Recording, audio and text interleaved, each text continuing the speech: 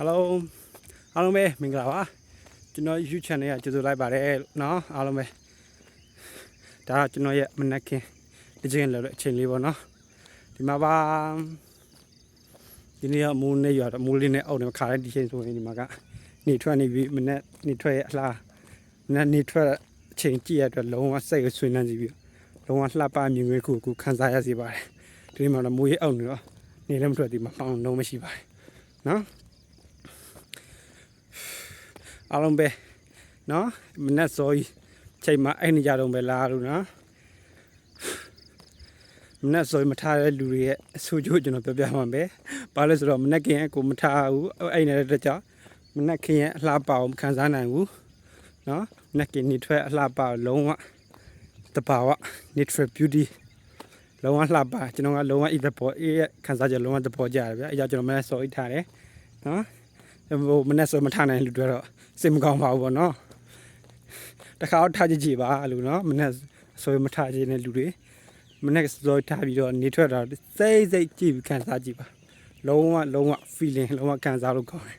နော်စိတ်ရလန်းဆန်းစေပြီးတော့လူကလည်းလုံးဝကိုတနေ့တာအလုံးမဲ့လှုပ်တယ်မှာကိုအားရှိစေပါတယ်နော်ဘာလဲဆိုတော့နောက်တစ်ခုတစ်ချက်ကဆိုးကျိုးတဲ့ကြောင့်ကောင်းကျိုးရင်ပြောနောက်တစ်ခုတစ်ချက်ကကိုပြန်လဲသုံးသက်ဖို့ပိုကောင်းဆုံးချိန်မှာမနက်ခင်းချိန်မှာတော့နော်ညကိုဘာမလုပ်ရသေးတဲ့ခင်မှာနော်ကိုဘာဆက်လုပ်မလဲ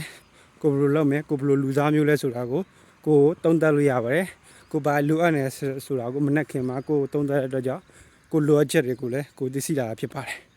ကဲအားလုံးပဲဒီနေ့တော့ပေါ့နော်ကျွန်တော်လည်းဒါပြီးရင်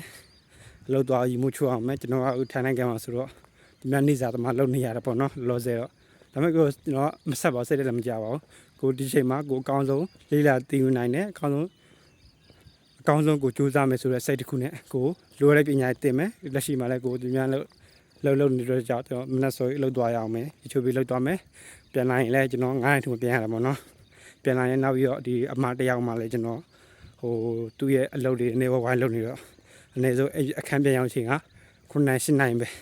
ဒါပေမဲ့ကိုတက်ကိုတနေ့စာလုပ်ပြရမယ့်ချိန်တိတ်မရှိဒါပေမဲ့အဲ့ကြတာမရမကကိုပညာရေးအတွက်ကိုတိုးတက်မှုအတွက်ကိုအချိန်ပေးရတခုကျွန်တော်ပြချင်တာကကျွန်တော်အကြည့်ဆိုတခုကျွန်တော်ဝန်ခံချင်ပါတယ်ဘာလို့ဆိုတော့ကျွန်တော်တို့က social media မှာအကျိုးမရှိတဲ့ဖုန်းတွေတုံးနေတဲ့အချိန်မှာဒါကျွန်တော်ပြင်ရမယ့်အချက်ပါအားလုံးလဲနော်ကိုအရင်မကြည့်ကိုအတွက်အကျိုးမရှိတဲ့ social media ကြည့်တဲ့အချိန်တွေကိုအဆက်တိုင်းဆော့ကြပါလို့ကျွန်တော်တိုက်တွန်းချင်ပါတယ်ကဲအားလုံးပဲတတားပါနော်